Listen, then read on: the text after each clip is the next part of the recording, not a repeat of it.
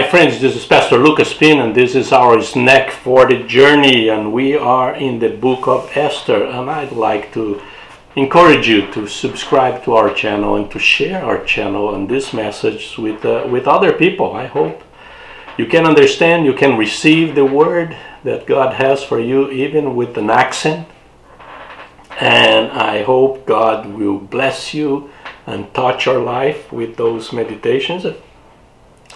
The idea here is just to give you a snack, and no other pretension on that, kind of give you more than that. It's just a few minutes to share with you, and we decided to go with characters in this book.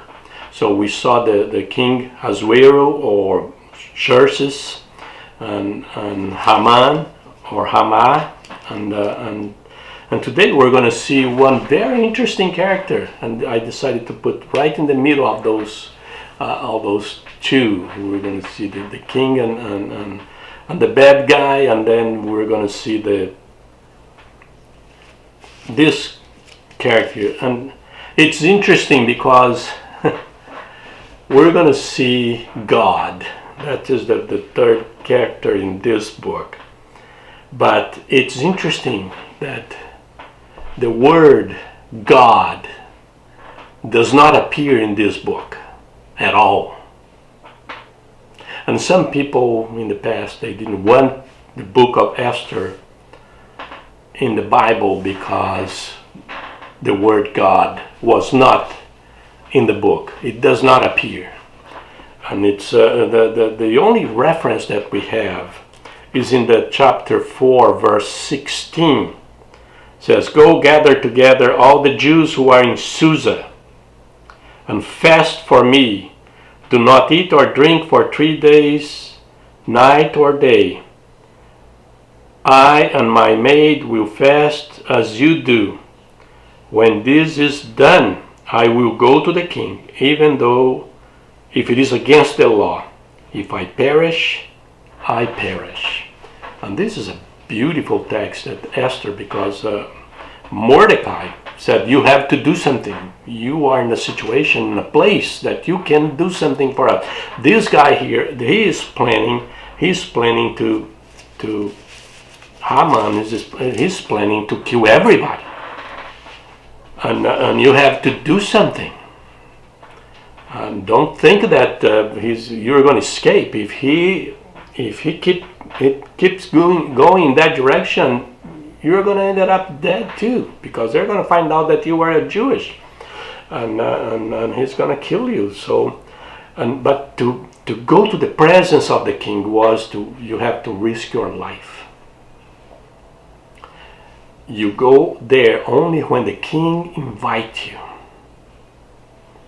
So Esther was in a situation there, so she asked people to fast. So that is the only spiritual reference, fasting and praying and do something to me. So it's the only reference to God. But even though the name of God is not in the book, in the words, it doesn't mean that God is not present in this book and in this story. God is there. We see him with the Xerxes and bringing Esther to be the wife of the king, and her advocating in favor of his king, and talking about Haman's plan and all that. So God is working his providence all over the place. We can see God behind the scene. I call that the invisible hand. His name is not there. Nobody mentions him, but he is working to protect, to guard, to defend his people, to preserve his people. He is working. And sometimes in our lives is the same thing. We don't see, we don't mention, we don't see the name of God. We don't see any sign that he is there doing anything, but he is working around us, behind us, above us, and he is all over the place. doing his stuff with his sovereignty, with his providence, with his mercy and grace. He is working. You see him all over the place, even though his name is not mentioned. And it's a beautiful story because of that. Because you cannot, what happened here